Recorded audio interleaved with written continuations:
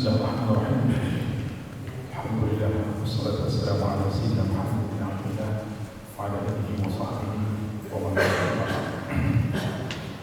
Baiklah, kita akan melanjutkan sesi yang ketiga. Daurah memahami hadis metode Ahlussunnah wal Jamaah. Pada sesi sebelumnya kita masuk pada manhaj manhaj ya, untuk memahami hadis.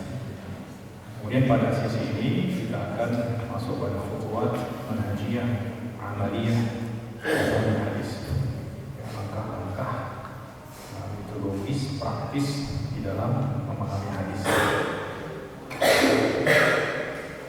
Awalan, at-tahaqquq min sihhatis sanadi wal matni. Di langkah yang pertama, sebelum kita berupaya untuk memahami hadis tersebut, ya kita terlebih dahulu harus betul-betul meneliti ini benar hadis atau bukan, ya, karena hadis ini ada yang sahih, ada yang hasan, ada yang dhaif, ada yang maudhu, dan lain sebagainya. Nanti jangan-jangan kita sudah mengolah pikiran kita, memeras usaha juhud kita untuk memahaminya, ternyata hadisnya hadis maudhu. Maka langkah yang pertama adalah kita harus meneliti apakah setidaknya, ya, kita mengetahui bahwa hadis ini layak untuk diamalkan, ya, layak untuk diamalkan, baik itu di dalam akidah, di dalam amal, ya, di dalam fadhailul amal. Sebelumnya kita sudah menjelaskan bahwa manhaj adalah khusus fondasi dan yang merupakan khutuwat manhajiyah al-ilmiyah yang umum, yang universal, yang harus dilakukan oleh orang-orang yang berupaya untuk berinteraksi dengan Al-Quran ataupun hadis. Tujuannya apa ya? Tujuannya untuk mencapai pemahaman yang benar terhadap hadis, ya. Kemudian tujuan dan sasaran juga tepat. Amma tahaqquq min sihhatil matni, ya. Jadi pertama ya, langkahnya adalah meneliti sanadnya dulu, ya, untuk menentukan oh ini benar hadis Rasulullah SAW, ya. Karena kita bisa mengatakan ini adalah hadis dan boleh mengatakan qala Rasulullah itu kalau betul-betul sudah dipastikan dalam tanda kutip tadi sudah memenuhi kriteria yang 5 tadi, ya. Kriteria yang 5 yaitu apa? Yaitu ittisalus sanad, adalah rawi, dhabtur rawi, ada syudzuz, ada illah. Nah, ini kalau 5 syarat ini sudah terpenuhi, maka sudah hadis yang maqbul, hadis yang bisa diterima dan diamalkan. Setiap satu syarat tidak terpenuhi, maka akan melahirkan satu jenis dari hadis-hadis dhaif, ya. Walaupun sekali lagi dhaif itu artinya bukan Rasulullah nggak pernah mengucapkan itu, tapi karena syarat, ya, artinya hadis ini tidak memenuhi kriteria yang 5 tersebut untuk dinisbahkan secara jazm, secara pasti kepada Rasulullah SAW. Ya. Nah, itu sangat penting sekali. Kemudian selanjutnya adalah setelah matanya, setelah sanadnya kita teliti, kita juga perlu meneliti matannya, ya.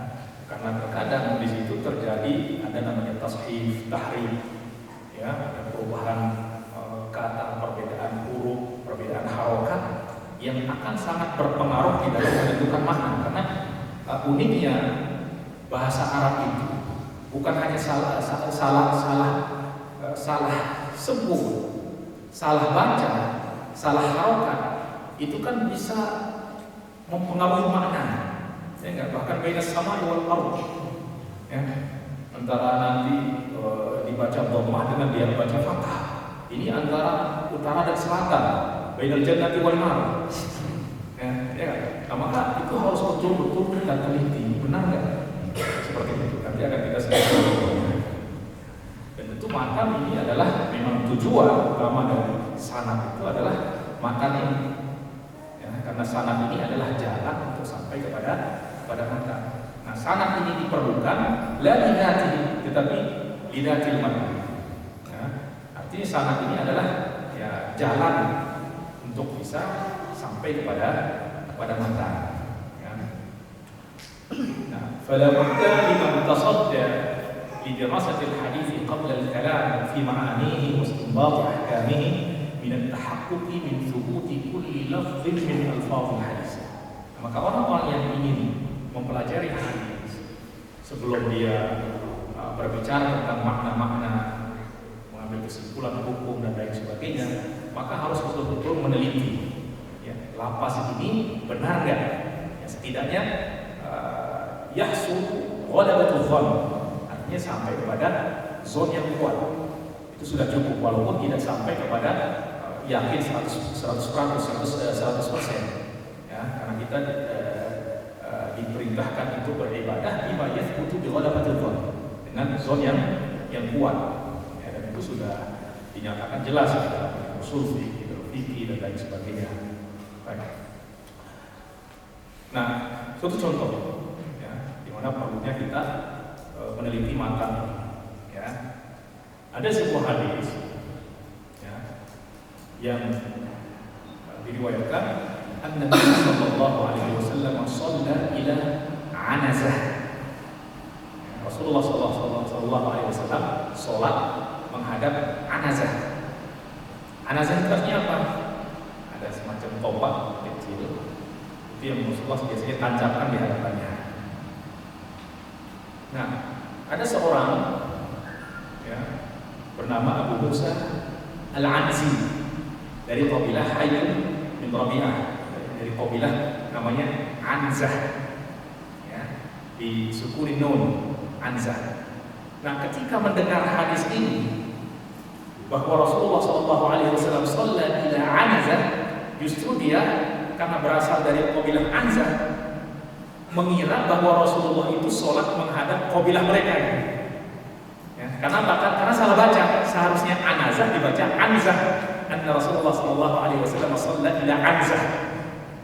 Akhirnya dia bangga besar, langsung merasa mulia. Katanya apa? Nahnu qaumun lana syaraf. Kami adalah kaum yang memiliki kemuliaan. Kenapa? Shalla ilaina Rasulullah sallallahu alaihi wasallam. Rasulullah salat menghadap kami. Ya. Apa salat menghadap kami itu? Karena dia salah baca di situ. Dia membaca Nabi sallallahu alaihi wasallam shalla ila Anazah, dibaca Anzah. Ya, Anzah itu adalah kabilah. Ya, padahal di sini Anazah. Bayangkan coba. Hanya berbeda harokat saja dari fathah menjadi sukun itu sudah kemana-mana itu, ya sudah seakan-akan mereka dijadikan kiblat oleh Rasulullah SAW di dalam sholat. Nah, maka kesalahan yang sedikit di dalam matan itu nggak bisa kita sepelekan. Kenapa? Karena memang akan berakibat sangat fatal sekali. Ya. Ditambah lagi, jadi dibaca hadis ini sesuai dengan profesi masing-masing. Yang melihat itu adalah diri mereka jadi kabilah Anzah, ya, dipahami Anazah ini sebagai kabilah mereka. Ini ada juga pengembala kambing. Ya, Al-Arab, bahwa qali ba'd al-Arab fi hadits shalla Nabi sallallahu alaihi wasallam ila Anazah. Fa harfa al-Anazah wa sakana an-nun, sama juga. Ya, seharusnya Anazah dengan fathah dibaca menjadi Anzah. Nah, Anzah ini kan bisa bermakna kabilah tadi, bisa bermakna kambing. Domba, ya. Akhirnya dia mengatakan apa? Karena Nabi Sallallahu Alaihi Wasallam meriwayatkannya kemudian dengan makna. Karena Nabi Sallallahu Alaihi Wasallam tidak sholat nusibat baina yadayhi syatan. Rasulullah Sallallahu Alaihi Wasallam kalau sholat maka diberdirikan di hadapannya seekor kambing. Ya. Nah, fafassara al-anzah bisyat. Nah, di sini dia mentafsirkan anazah, kemudian dibaca anzah bermakna kambing. Coba bayangkan kemana-mana itu artinya dipahami. Hanya kesalahan apa? Kesalahan di dalam harokat, bukan kesalahan di dalam huruf. Ya. Nah, Nah, maka ini akan sangat penting sekali. Ya, arti sebelum kita berupaya untuk memahami hadis ini, kita harus betul-betul meneliti. Dan itu sudah dijelaskan oleh para ulama di dalam kitab namanya Gharibul Hadis. Ya, itu semuanya dijelaskan. Atau di dalam Syuruh Al-Hadis itu dijelaskan harokatnya, dhabtnya seperti apa. Dan harokat dhabt itu bukan dengan dhabt bil harokat, tapi ada namanya dhabt bil kalimat. Ya, misalnya apa? Anazah, ya, bil ain al-muhmalah. Berarti bukan ghaib. Kemudian bin nun, ya, al-muwahhadah as-sakinah atau al-mutaharrikah atau al-maftuhah dengan an-nun al-muwahhadah atau dengan an-nun al-fawqiyah al-muwahhadah. Al-fawqiyah artinya titik di atas satu.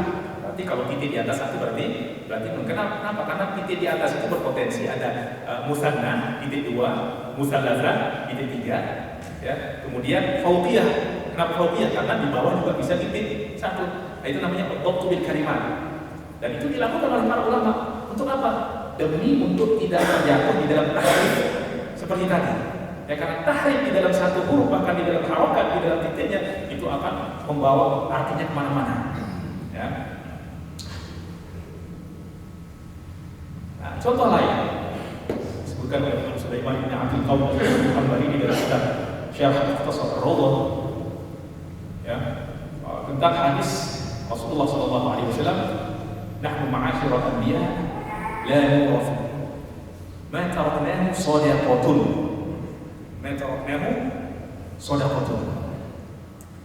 Ar-riwayatu bir-raf'i shadaqatun, ya, la nurathu ma taraknahu shadaqatun bir-raf'i wa huwa yaqtadi anna al-anbiya la yurithuna mutlaqan, la yurathuna mutlaqan. Artinya kalau kita baca dengan nahnu ma'asyiral anbiya la nurathu ma taraknahu la nurathu ma taraknahu shadaqatun, berarti shadaqah ini, ya, akan menjadi khobar, ya. Artinya kami tidak diwariskan. Artinya para nabi tidak mewariskan hartanya. Ma taraknahu shadaqatun, apa yang kami tinggalkan itu menjadi semuanya adalah shadaqah, artinya dikembalikan ke Baitul Mal. Ini mazhab Ahlus Sunnah bahwa para nabi tidak mewariskan harta. Harta yang ditinggalkan itu semuanya dikembalikan ke Baitul Mal, ya, sebagai shadaqah. Baik. Syiah meriwayatkan hadis yang sama, tetapi dengan bin nasbi la nurathu ma taraknahu shadaqatan. Kira-kira beda antara shadaqah itu dengan shadaqatan apa? Hah? Hah? Ma taraknahu la nurathu ma taraknahu shadaqatan. Mansub ala haliyah, artinya kami tidak meninggalkan harta kami fi halati kauniha shadaqah. Artinya apa? Ya diwariskan, tidak dijadikan sebagai sedekah. Beda kalau tadi la nurathu ma taraknahu shadaqatan, apa yang kami tinggalkan semuanya adalah sedekah. Tapi kalau la nuwarithu, la nurathu, kami tidak mewariskan ma taraknahu, berarti ma tarakna ini maf'ul dari la nuwarithu, la nurathu. La nurathu ma taraknahu, kami tidak mewariskan apa yang kami tinggalkan sebagai sedekah. Ya, tidak mewariskannya tidak meninggalkannya sebagai sedekah, tetapi tetap diwariskan kepada ahli waris. Bedanya antara langit dan bumi, ya, antara mewariskan dan enggak mewariskan. Nah, ini kalau kita salah baca, ya, kemudian kita analisa menggunakan ilmu nahwu tanpa menggunakan perangkat ilmu lain, ya, kita akan menghasilkan hukum yang sama. Oleh sebab itu tidak cukup dengan kita memahami bahasa Arab saja untuk bisa mengeluarkan hukum, tetapi banyak aliyah, banyak ilmu-ilmu al-musa'idah, ya, yang menjadikan kita mampu mengeluarkan hukum dengan cara yang benar. Ya, nah, maka sekali lagi ini sangat penting sekali untuk kita tahakkuk betul-betul memastikan ini fathah atau mansub atau sebagainya, ya. Nah, Ini kaitannya dengan melindungi mata. Ya.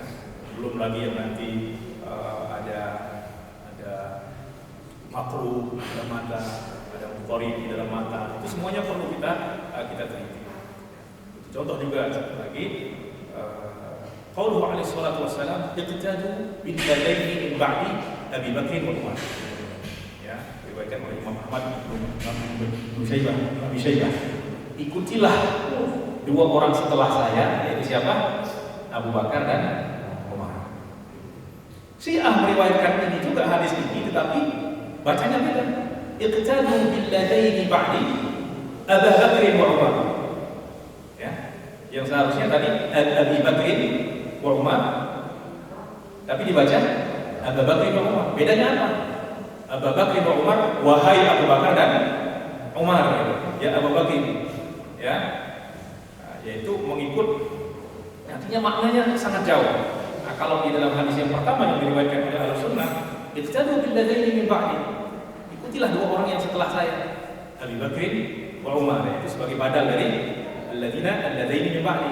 Nah, tapi kalau Abu Bakr itu perintah. Artinya Abu Bakar diperintahkan untuk mengikuti Ali, Zaid dan lain sebagainya. Ya, Abu Bakr ya, bil ladzina min ba'di, yaitu dengan Imam Isna Asyar tersebut, wahai Abu Bakar dan Umar.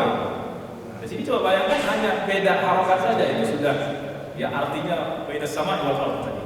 Ya, maka ini yang langkah yang pertama dan banyak contoh-contoh yang diberikan oleh para ulama, dan kesalahan di dalam harokat ini justru banyak menyebabkan juga kesesatan di dalam akidah. Nah, seperti fahajja Adamu Musa biraf'i Adam ala annahu fa'il wa Musa maf'ul. Akas al-qadariyah dzalika fanasabu Adam tasbihan bi madhhabil qadar. Ya, jadi fahajja Adam Musa. Nah, jadi Musa mengalahkan Adam, mengalahkan argumentasi Adam alaihissalam ketika beliau bertanya, kamu Nabi Allah, tapi kok bisa menjerumuskan kita dengan dosa bermaksiat kepada Allah Subhanahu wa Ta'ala? Ya. Kemudian Nabi Adam menjawab, apakah kamu menyalahkan saya terhadap apa yang memang sudah ditakdirkan oleh Allah Subhanahu wa Ta'ala sebelum saya ada?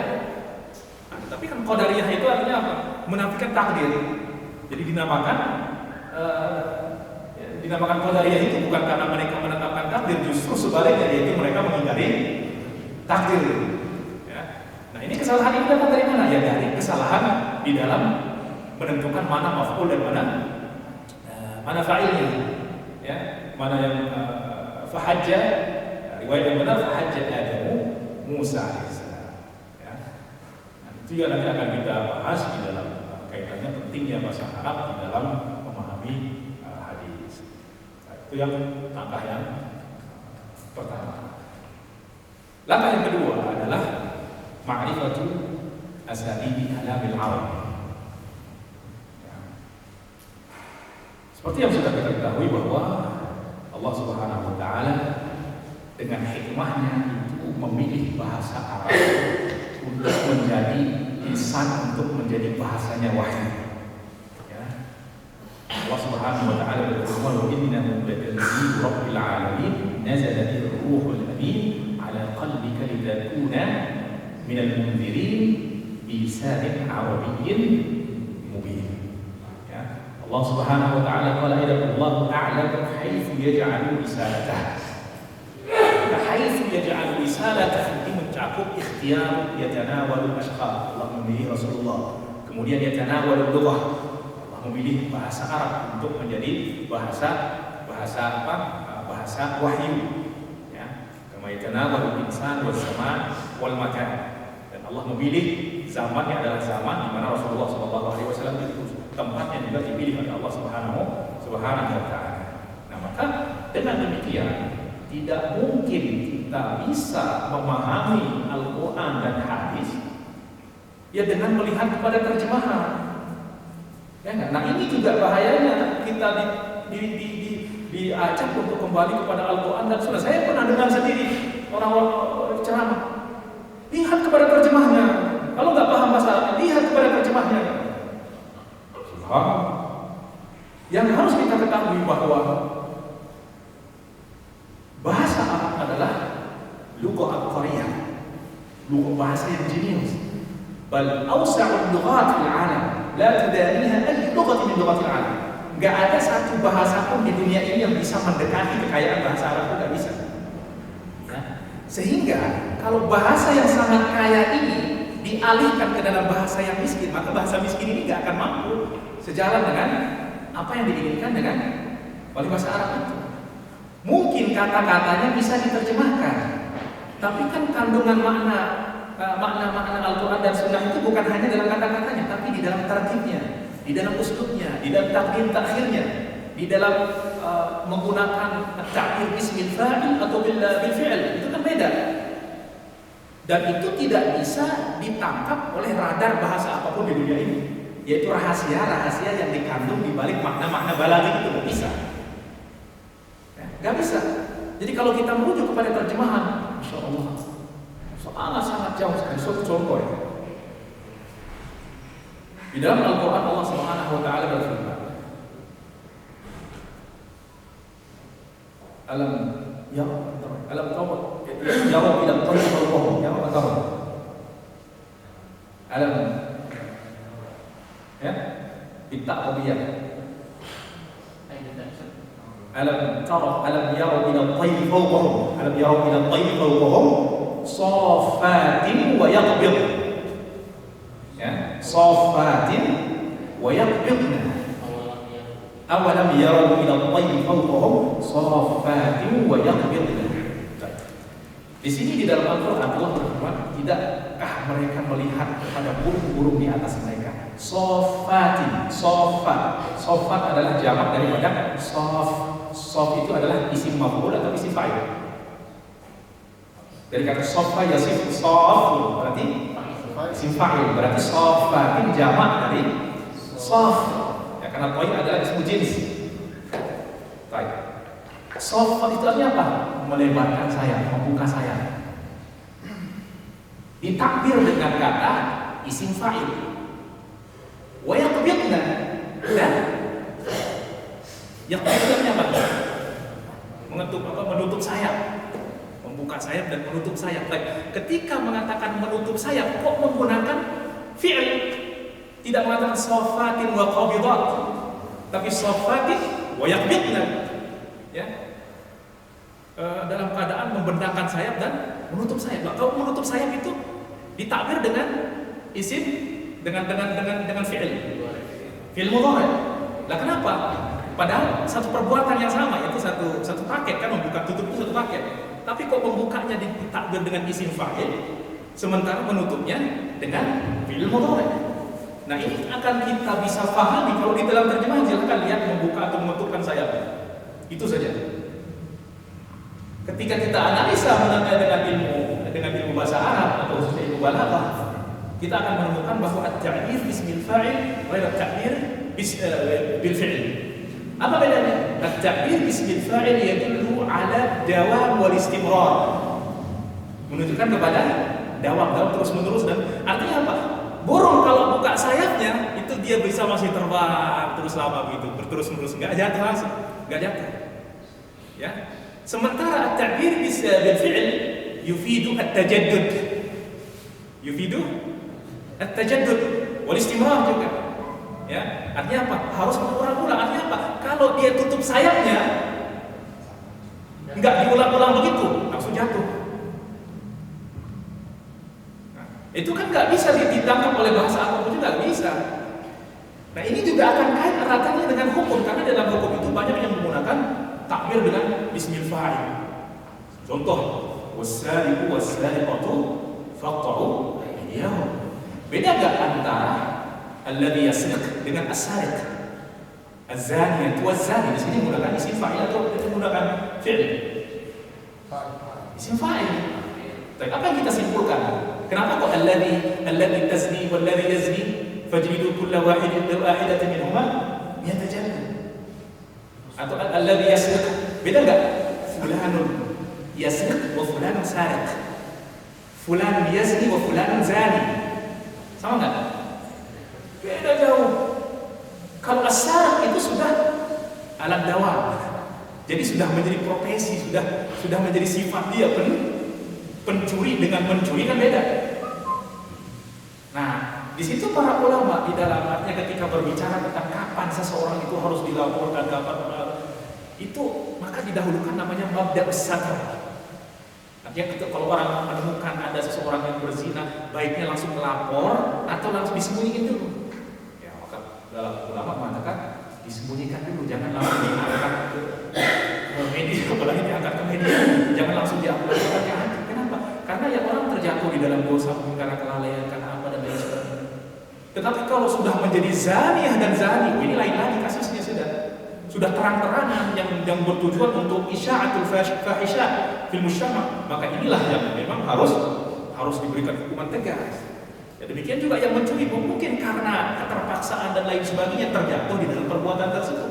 Tapi kalau sudah menjadi profesi, itu kan akan menjadi kerusakan di dalam masyarakat. Nah, jadi itu tidak bisa terlepas dari yang namanya artinya hukum itu tidak bisa terlepas daripada bagaimana kita memahami hadis ataupun Al-Quran dengan bahasa Arab, pendekatan bahasa Arab. Ya, sehingga orang yang ingin mempelajari ilmu agama itu tidak bisa tidak kecuali harus betul-betul mendalami bahasa Arab. Ya. Dan nususul ulama itu sudah sangat banyak sekali. Di sini kita sebutkan riwayat dari Sayyidina Umar bin Khattab, "Amma ba'du fatafaqahu fi sunnah wa tafaqahu fil arabiyyah wa 'alimul Qur'ana fa innahu arabiy." Kan sudah dari awal itu Sayyidina Umar menegaskan itu, ya. Pahamilah sunnah wa tafaqahu fil arabiyyah, dan pahamilah bahasa Arab, dalamilah bahasa Arab dan seterusnya. Ya. Kemudian para ulama juga demikian juga, ya, wa min huna ta'ti ahamiyatu ma'rifati asalib kalam al-Arab fi fahmi sunnah an-nabawiyyah. قال الإمام الصلاح رحمه الله تعالى وحق على طالب الحديث أن يتعلم من النحو واللغة ما يتخلص من شيء اللحن والتحريف ومعرفتهما. Seorang yang belajar hadis, ya, dia harus hakun, wajib mempelajari ilmu nahwu, ya, ilmu bahasa yang dengannya dia bisa selamat dari lahan. Ya, kenapa? Karena ketika kita baca hadis kemudian kita salah di dalam harokatnya, kita sudah menisbahkan kesalahan kepada Rasulullah. Ya, Rasulullah la yalhan. Oleh sebab itu Imam Badruddin Al-Aini itu mengatakan, ya, orang yang tidak paham bahasa Arab ini khusya alaihi an yakuna dakhilan fi qawlihi sallallahu alaihi wasallam man ta'ammada alayya kadiban أو من كذب علي متعمدا فليتبوأ مقعده من النار. لماذا؟ لأن النبي صلى الله عليه وسلم لا يلهن، فإذا لحن هو في الحديث ونسبه إلى النبي صلى الله عليه وسلم فقد كذب على رسول الله صلى الله عليه وسلم.